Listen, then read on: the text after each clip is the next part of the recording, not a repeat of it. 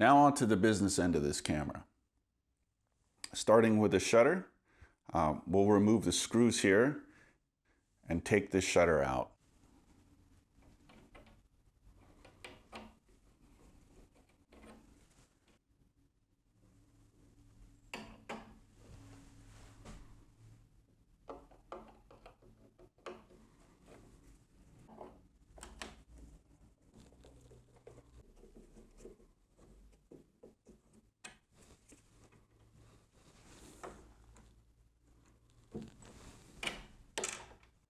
Now that we have the screws removed, we can pull the shutter out. And we could just slide it out.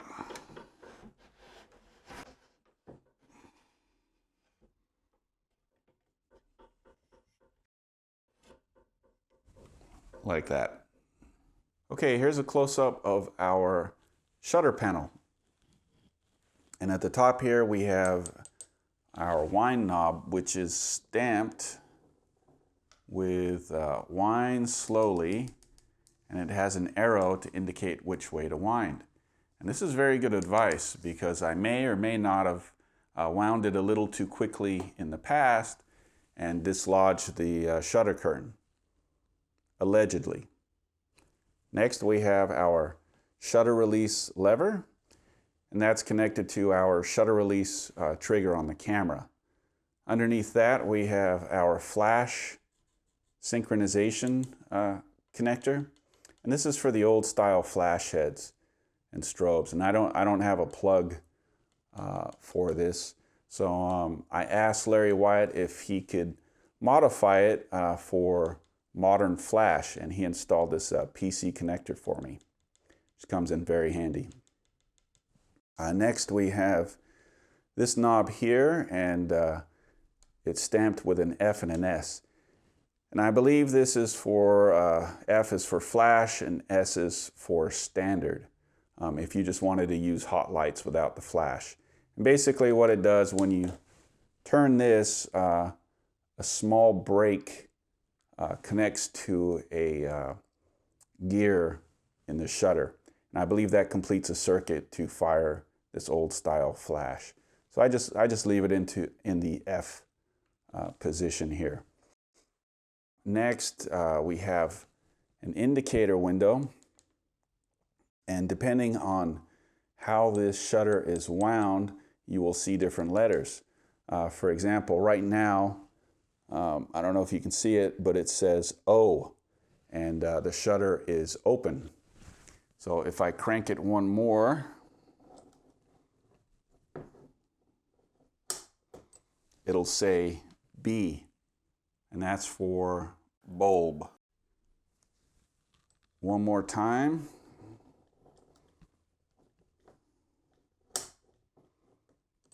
And it says I.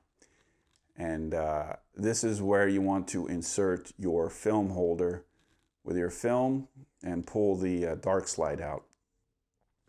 So I is for instant, or at least that's what I designate that letter for. So after you fire it, it turns to a B, which is bulb, and that blocks the light from coming in. And then after that is the letter O for open, which allows you to compose your shots. Here we have a patent, and it says photo relief process, and there's a patent number. And I can't find any information on this patent, so I don't know if it's a European patent or maybe it was just stamped for looks. I'm not sure, but I haven't found any information. It would be interesting to see the patent for this mechanism. So if anyone has any information, maybe they could leave a comment below and let me know. So right above our patent here, we have a small hole, and that allows us to set the tension of the shutter curtain. And basically this has one speed, which is 1/10 of a second, but if it gets out of alignment, this is the way to adjust it. And we just insert it into here, and we can turn a screw and set our shutter speed. Okay, time to test our shutter speed, but before we do, let's take a look at our setup. And this is courtesy of Ethan over at Dactyl Cameras. He posted a video on how to build one of these shutter testers. And what it is an Arduino Uno. And it's connected to a laser on one side and a sensor on the other. So when you fire the shutter, it will tell you your shutter speed. Very cool. So check out the video. I'll leave a link in the description. All right, we've got our program running and we're all ready to fire the shutter, which I'll do now, and we should get a readout. And we do, and it says shutter speed 1/10 of a second. And I'm going to test this one more time. Here we go. And we're getting 1/10 of a second and some change. I'd say that is in the ballpark, and we're good to go. Okay, now that we've reinstalled our shutter, it's time to remove this lens. And it's held in place just with these 4 bolts here, 2 at the top and 2 at the bottom. So all we have to do is remove these nuts, and then we could pull this lens right out. So let's go ahead and do that now.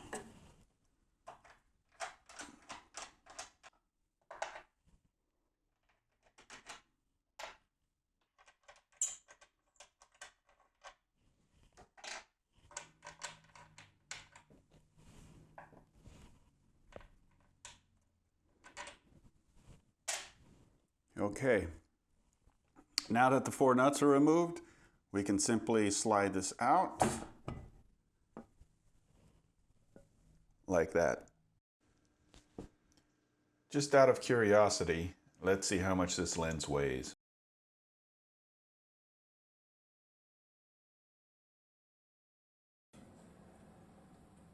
Okay, here we have a serial number, 53.4.003. I believe the 53 stands for 1953. The 4 represents the month, April, and the last 3 digits represent the camera production number. So this would be camera number 3. And the GG at the top there, that stands for good guess. Okay, and before I forget about it, let's go ahead and measure the focal length of this lens from the focal plane to the front element. And I'm getting 36 inches, or about 915 millimeters. To gain access to the interior of this lens, we need to remove these cover plates, and there are 4 total. There's one for the top and bottom and front and rear element. So let's go ahead and remove the cover plate for the front lens element.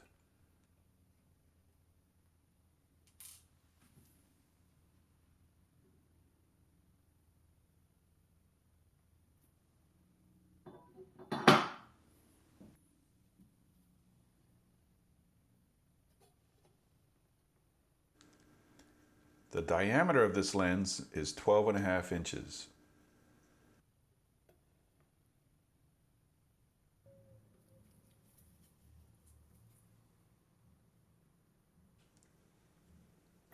Okay, I'm going to remove the front lens element, and I'm going to be very careful because this is a fragile operation.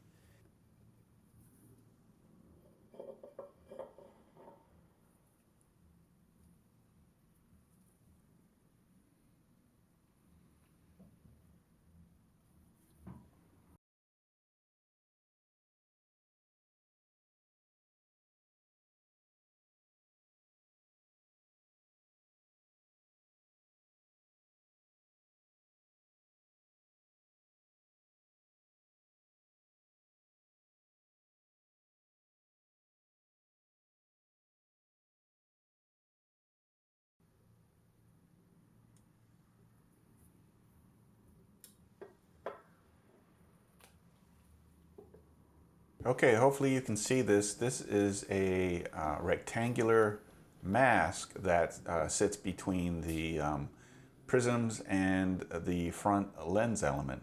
And what that does, it is used to control the viewing angle of the lens so that it matches the viewing angle of the lenticular screen.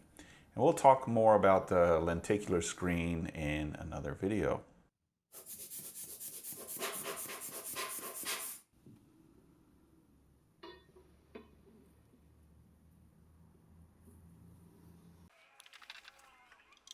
Okay, so let's remove the top cover plate. This will give us access to the rear element shims, which, in addition to the front element mask, will help control the viewing angle of the master lens so that it matches the lenticular screen. Okay, now we have access to these adjustable shims. And like I said, in addition to the mask by the front element, this helps control the viewing angle of this lens. Okay, now we have a better view of our prism block. And there are a total of 20 prisms.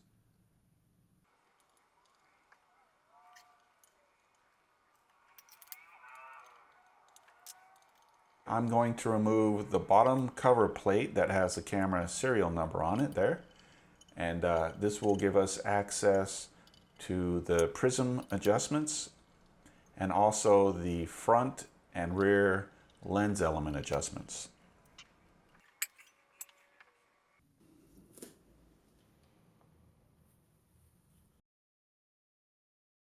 All right, so these arrows point to the lens element adjustments, and basically they help to level and seat the lens elements so they rest flush against these cover plates.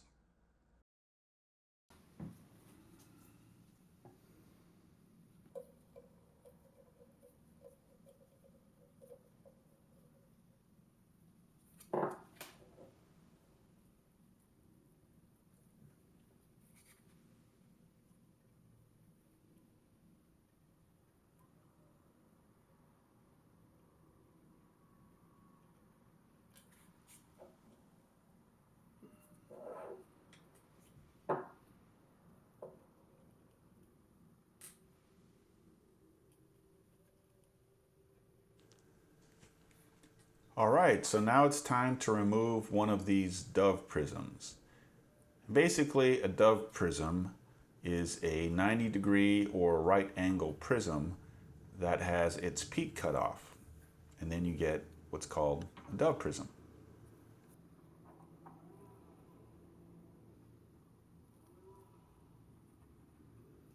Now that one of these prisms has been removed, we can see that the flat side has been silvered. This is to improve contrast by brightening the image.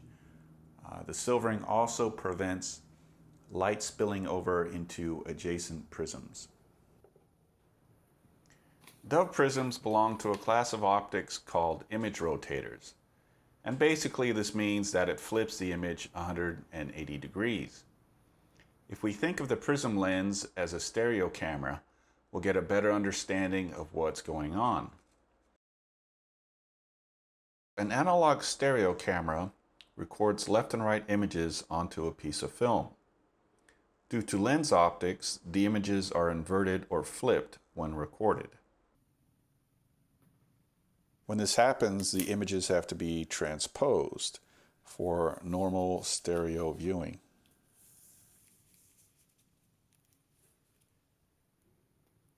The dove prism is correct for this, as seen in this example.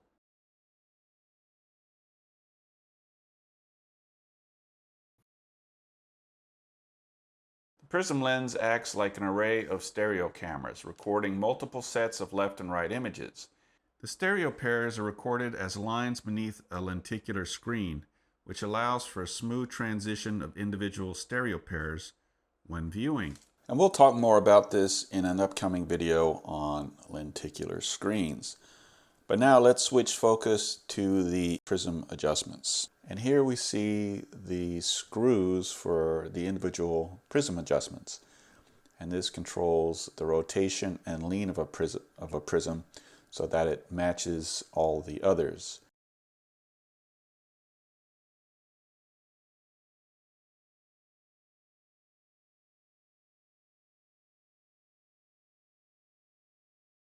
And here we can see another adjustment tool for rotation of a prism.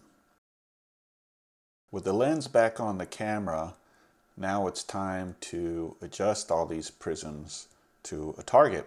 So to do that, we need the cover plate off of the lens shown here, so we have access to all these adjustments. And here's our target. It's a light bulb in a paint can.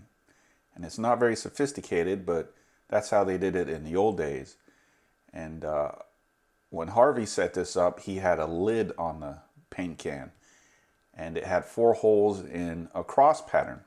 And that's how he would align the prisms. But this is an idea of Robert Vance, to take the cover off and to focus on the actual light bulb that has print on it. And to me, it makes it, it's just a little easier. So that's the way I've been doing it.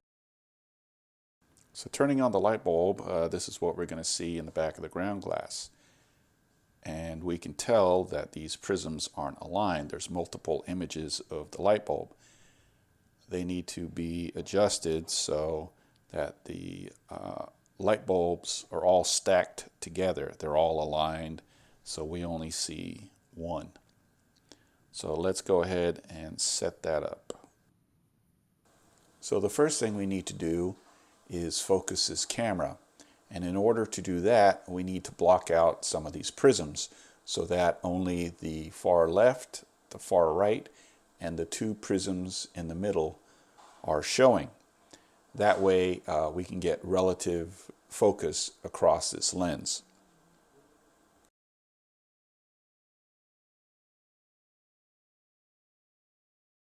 So now there are 4 light bulbs on the back of the ground glass, and I'm moving the focus wheel back and forth, trying to get all 4 of these light bulbs with similar focus. And once I achieve that, then I know this camera is in focus. And this is the method I use for focusing instead of using the rangefinder. And it's simply using a piece of string attached to the front of the lens and extending it to this light bulb. That's what I use when I'm taking a picture of a subject. And this was what Harvey used, and I believe what Bonnet used for his cameras. Now I'm going to cover up more prisms so only that 2 remain at a time. And it's usually 1 in the center and 1 adjacent to that. And then I'll continue to do that across all the prisms. So it's very difficult to reach around the back of the camera and look at the ground glass and adjust at the same time. So I have it set up where there is a camera pointing at the ground glass. Now I can see what I'm doing in this monitor. And I'll continue to adjust prisms this way, 1 at a time, covering and uncovering each prism and aligning it to the middle prism. So once all those prisms are aligned, then that becomes the 0 plane. And everything behind that 0 plane is a retreating effect, and everything in front of it is an advancing effect.